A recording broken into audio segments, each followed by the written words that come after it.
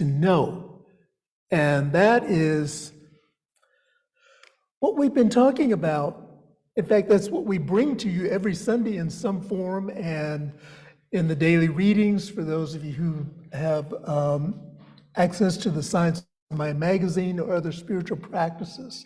It's just this reminder that it's in each and every one of us to know that we are expressions of the divine. And so we're continuing our theme for the month of April, which is the power of vulnerability.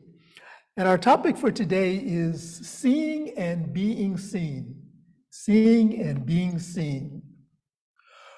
Arthur Robert Piercing wrote, "The only Zen you'll find on mountaintops is the Zen that you bring up there with you." We go out looking for something that we already have within us.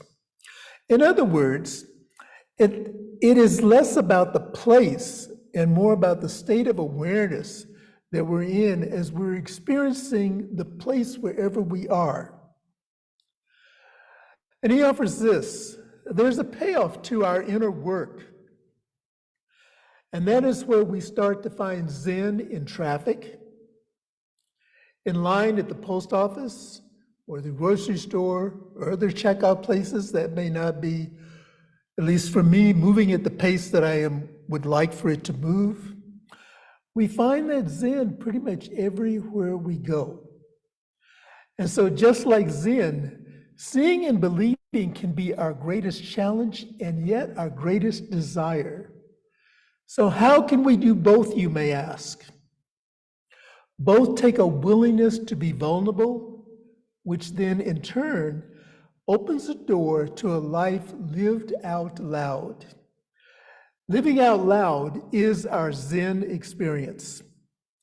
Today is week 4 in this series on vulnerability.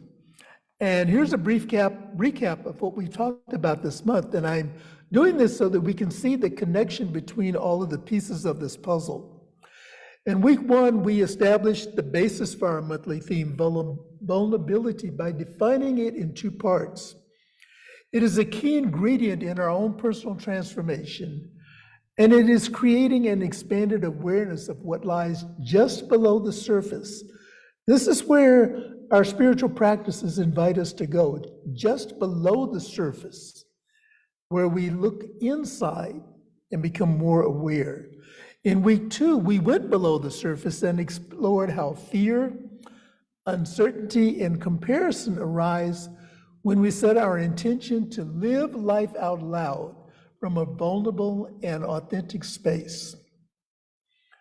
And then last week, week 3, we explored how self-reflection, allowing, and opening serve as integral parts of our willingness to be vulnerable with ourselves and with those around us.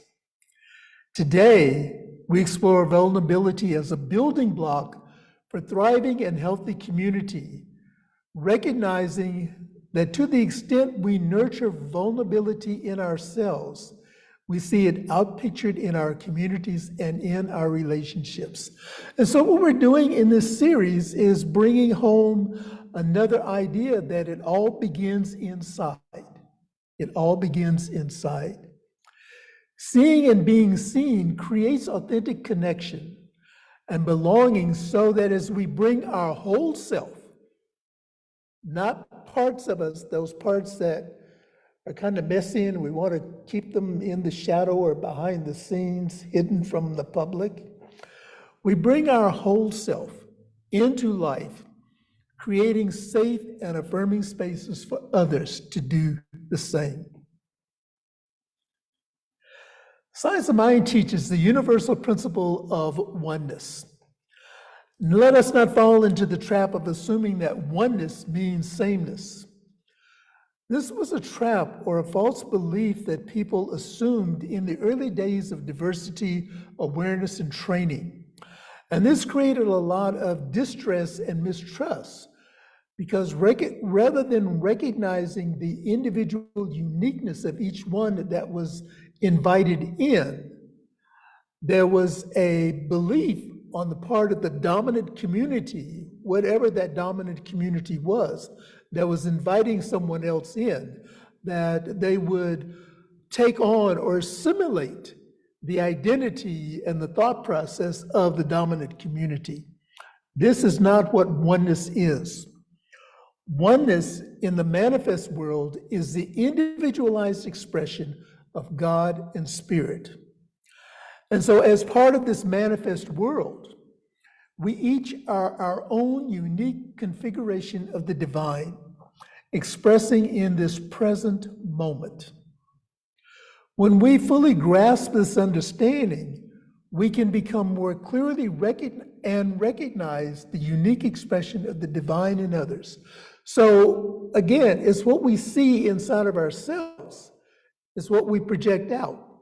And so if we see our own divinity, if we embrace our own divinity, if we embrace our unique expression as spirit, then that is what we project out.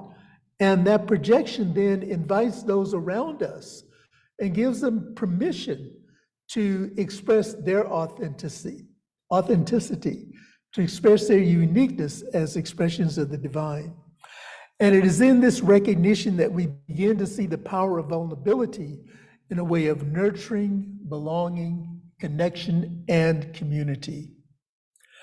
And I have a couple of Ernest Holmes quotes that I would like to share. And the first one is from our Declaration of Principles. Many of you may be familiar with this if you've been around Science of Mind for a while.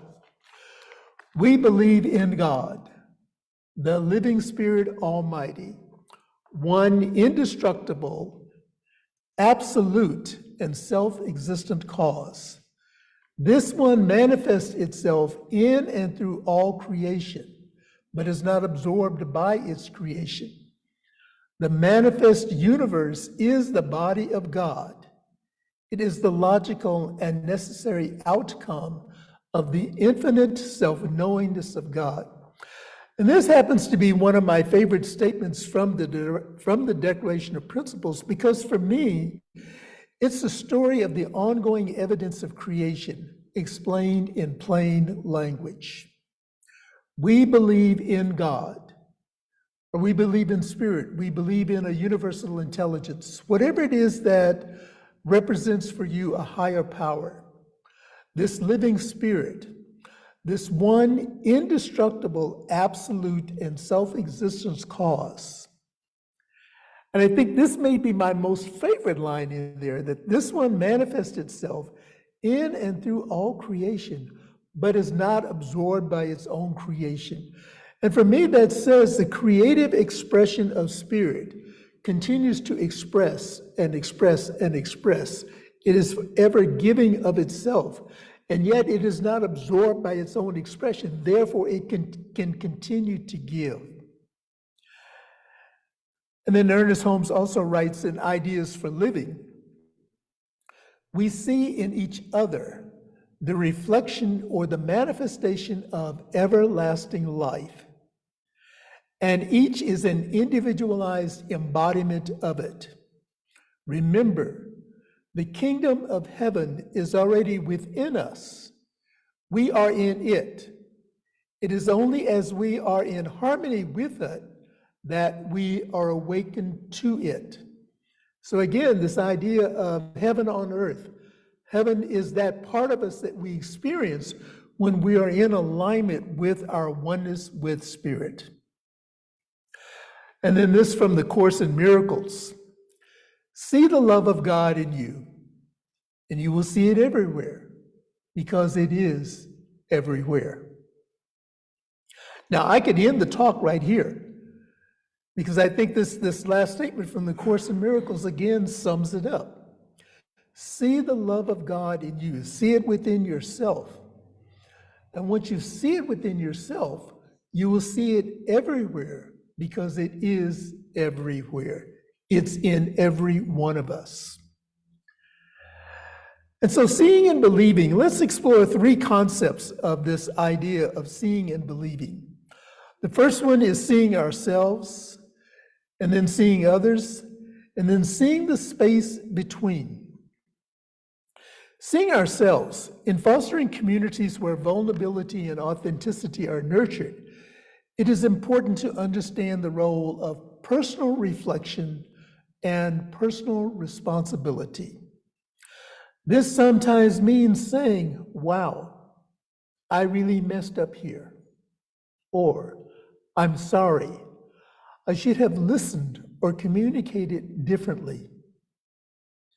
Rather than going into a defense or an attack mode, isn't it much softer? Isn't it much more inviting to say, I blew it. I messed up. I screwed up. I'm sorry. I should have listened or communicated more clearly. This opens the door then for dialogue, for an exchange of perspectives, an exchange of points of views, an exchange of ideas, where there's no blaming and shaming. This level of vulnerability requires us to be willing to see life from a wide variety of angles and understand how our thoughts, our words, and our actions may directly impact others. Identifying old frameworks, old ideas, or limiting beliefs, and biases that we carry around. Some of these biases are unconscious. They're so deeply ingrained within us that they are really unconscious. As we become aware of these, we see how the impact of vulnerability can show up in our lives and in the lives of those around us. Our call then is to be an expanded awareness of our connection with the whole and how intentionality, perspective talking, and personal reflection can serve to bolster our sense of connection and belonging. Seeing others. Seeing others does not mean seeing them as we think they should be or for what they may be in the future. It requires present moment eyes. And as I was preparing for this, I remembered back to one of my primary teachers as I was coming through and new into Science of Mind, always said, meet the people where they are. And that always felt a little bit incomplete to me, meet the people where they are. And then I read from the writings of Howard Thurman an expansion of this. It said, meet the people where they are and to see them where they can be. And so that became my own personal motto, meeting them where they are and seeing them where they can be. However, if we see each moment with present eyes do not see through the lens of judgment or comparison. Instead, present moment eyes see through the gentle glaze of awareness that just like I am and you are, we each see each other as unique expressions of life. And so my shift, if you will, has been to now see with present moment eyes, which is accepting myself right where I am and accepting everyone around me right where they are. Because we never know what another person is experiencing. Even if they put words to what they are experiencing and share them with us, we still never really know at a core level what the experience of the individual is. We can express empathy based on our own filter system of what they are experiencing. And empathy requires that we look at the experience with present moment eyes. My new expression. When we begin to practice seeing others in this way, the result is a creation of communities and spaces where we are all invited to show up authentically, messiness and all, head on without downplaying, bypassing, or ignoring our individual truth. And when I say we show up messiness head on and all of that, I'm not saying that we use that opportunity to unload whatever our particular garbage can or clogged up garbage disposal may be. No, we're not doing that. We are expressing our true authenticity as an expression of the divine. And when we show up and acknowledge that, something is just off this morning, then that gives permission for someone else to maybe make an adjustment, or maybe to see something, or maybe to tap into their own life where something may be a little bit off kilter. Through this, we create a vibration of acceptance, honoring, and respect, which invites us to make space for authenticity and vulnerability. And I came across this little story of acceptance that I want to share with you, and the title of it is Just Roll With It. Just Roll With It. So, and this is by the famous writer Unknown. On a flight from Indianapolis to Baltimore, sitting across the aisle was an unaccompanied minor who was traveling to see her mother. With Southwest Airlines open seating, anyone could have sat next to her. However, many people avoided sitting next to her because of her boundless energy during the boarding process. Finally, a couple occupied the two seats that were right next to her. And within minutes, the young girl began chatting, and the couple realized that this wasn't going to be a relaxing flight. And so they just began to roll with it. As drinks were being served, the couple didn't even have a chance to voice their request because they were cut off by the little girl who stated, "I'll take water and a straw, and so will they, so that we can paint." And they just rolled with it. Within minutes, the young girl had brought out her Hello Kitty paint sheets, and the couple spent the next hour following her instructions. They were covered with Marvel stickers. They were on their ears, in the man's beard, on their arms, everywhere, and they just rolled with it. And so the moral of this story is there is good in this world. In fact, there is more good than bad in the world if we just open our eyes to it. There isn't a script or instruction manual for love. You just roll with it. Isn't that a cute little story? And so our final point is seeing the space between. The interesting thing about vulnerability is when we allow ourselves to be seen, we invite others to do the same. You see the theme that is continuing through this? When we open up and expose ourselves, when we look through the eyes of present moment, we allow others to do the same. And it is in this exchange that we can find a beautiful way to create communities that nurture vulnerability, connection, and belonging. And this, from my time here at the Monterey Center, is what I truly believe and have witnessed that we have. We've cultivated this practice of seeing each other with present moment eyes and opening up and being vulnerable with each other and creating that space to say, hey, I blew it, I messed up, forgive me, or I should have listened differently, or I could have listened differently. And so this is not always achieved in words alone. It requires an internal action, and we may not always get it right. We may not always get it right.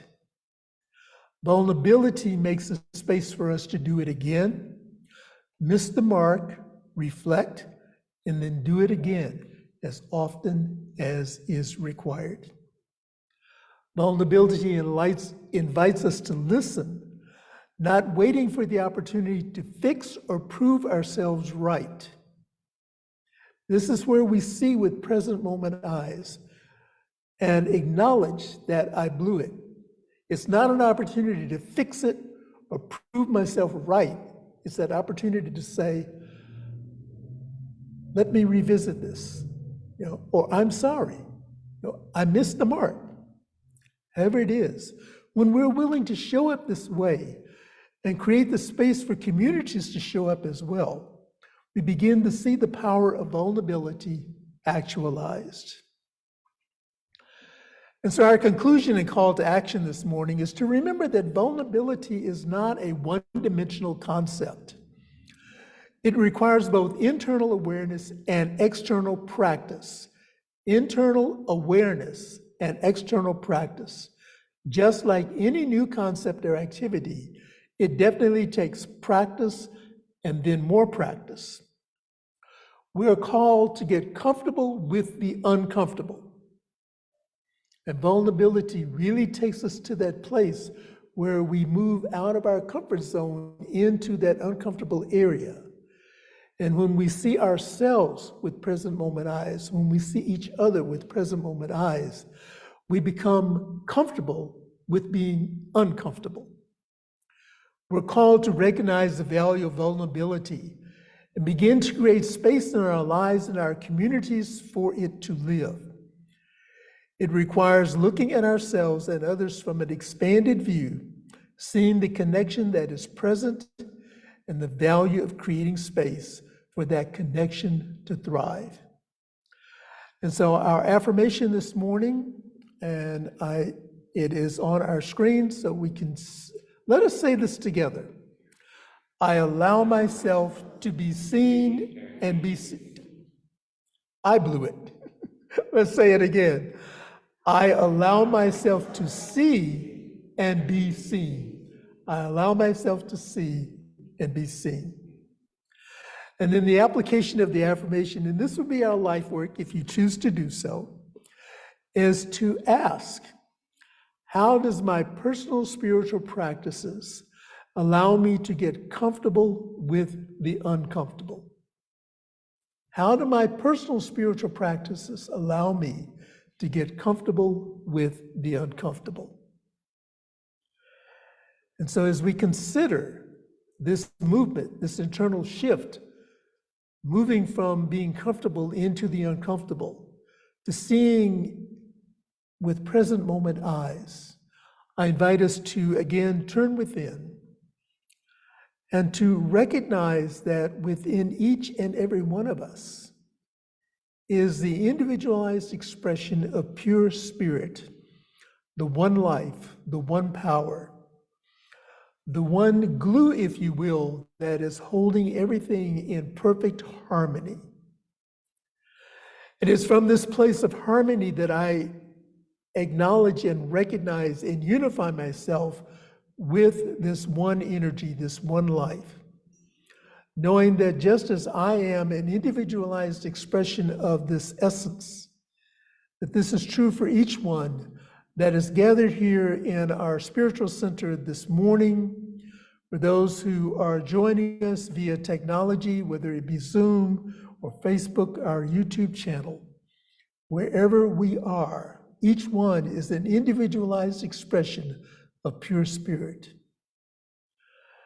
And so I speak my word this morning, declaring that as I remember to see each experience with present moment eyes, I'm allowing myself to move into that place of grace and ease and understanding, and to know that all is well, that everything is operating in divine right and perfect order, and that right and perfect action is taking place in my life. And as this is true for me, I affirm it as a truth for each one. That divine right order and divine right action is taking place right here and right now. Even though it may not appear to be that in the moment. As I let go of, and as I invite each one of us to let go of an expectation for an outcome, we be in this present moment. We allow ourselves to be vulnerable and open for the divine idea of spirit to express through each one of us. And that divine idea of spirit expresses and outpictures as right livelihood. It expresses as right living requirements. It expresses as perfect and harmonious relationships. It expresses as being vulnerable and willing to say, I'm sorry, please forgive me, thank you. It allows us to say, I love you from that deep space of the agape love, which has no attachments to an outcome. This divine presence that is within each and every one of us is always saying yes to whatever our request is. The scripture says, make your request known unto the Lord. And the Lord means the law of life in metaphysics. So as we open ourselves to the law of divine right and perfect action, everything, absolutely everything, flows from our lives with ease and grace. And it is from this place of ease and grace that I affirm for those who are experiencing transitions in their lives, whatever that transition may look like, that below the surface, below the seeming chaos, there is this eternal peace. And so we tap into that peace and we hear the voice of Spirit say, lo, I am with you always, even unto the ends of this thing called earth. Knowing that we are spiritual beings living in this human experience, that the love of God, the love of Spirit, is always operating in our lives. And so in deep, deep gratitude for this and for so much more, I release this prayer, I release this word back into that law, which always says yes, just allowing it to be so. And I invite you to affirm this with me if anything that I have said resonates by saying, and so it is, and so it is. And this is just a reminder to take advantage of an opportunity to meet with the minister or a practitioner to share whatever is going on in your life. And I always like to remind individuals that practitioners appreciate, we love to pray with you, we love to be with you as you're sharing the exciting things of life, as well as you're sharing those things which are not so exciting. So don't limit it to just a problem, seeing a practitioner or a minister just for a problem. We're here to support you, to love you through whatever the experience is. And so as we prepare now for our time of sharing, our time of our giving, we are, as a community, saying together for the next 30 days, the treatment for supply by Ernest Holmes. And for those of you who have access to a Science of Mind textbook, it is on page 263. For those of you who are here in the center, we have a printout of the prayer. If you didn't pick it up last week, you may pick up a copy today. And I'm just going to recite one line out of here, and then we will say our affirmation of abundance together. In this prayer, Ernest writes, I am surrounded by pure spirit, by God, the living spirit. My thought is God thought, and it is the law unto that thing whereunto it is spoken. Everything that I do shall be a success. Everything that I do shall be a success. And now let us share together our affirmation of abundance. I recognize the presence of God within as the source of my abundance. Out of my abundance consciousness flows everything I could desire in life. With gratitude and thanksgiving, I now participate in the uninterrupted flow of abundance. With this prosperous experience as evidence of my abundance consciousness. And so we have on our screen the various ways that you may contribute to our center, and I appreciate the way that the abundance consciousness of this community continues to operate. You may send your donation in by mail. Our address is on the screen. You may text to give, and that number is on our screen. And you may also donate online, and our website address is on the screen, www.montereycsl.org/donate. And if you're making your donation online and you're not yet a subscriber to our newsletter, while you're there, click on the subscribe button so that you may be you may be informed of what is going on here at the center. And so I just want to highlight a couple of things. The May issue of the Science of Mind magazine is available for sale here. The cost is $5, and you can just leave the $5 in the little kiosk that holds the magazine. Today, following service, is our Spiritual Living Circle, and the topic for this month is vulnerability. And we refer to articles from the Science of Mind magazine for the spiritual discussion. And so you're invited to stay and participate in that.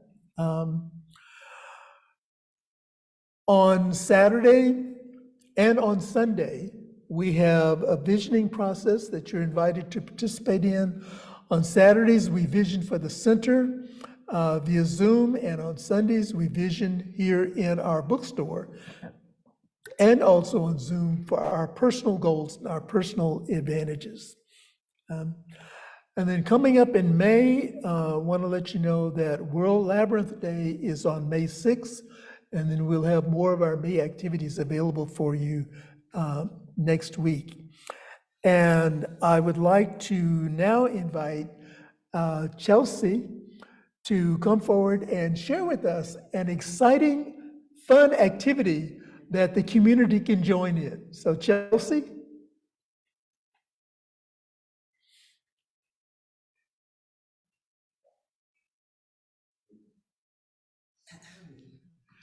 Hi, everyone.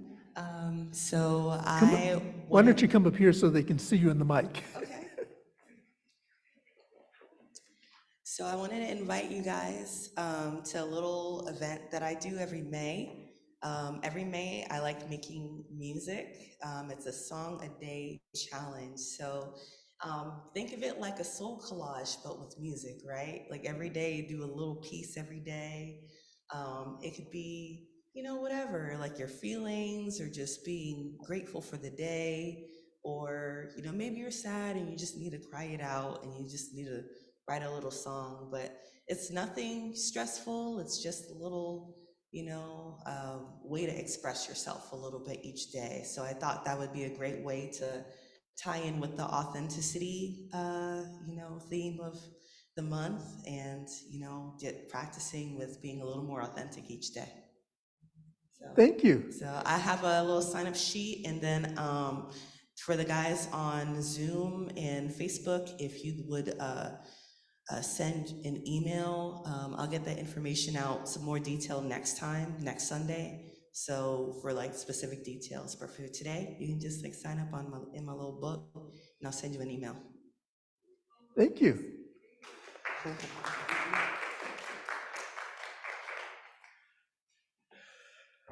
I like those opportunities we have to share and engage in community and have fun, because that is part of my life experience, and it is part of what we do as a community is to have fun.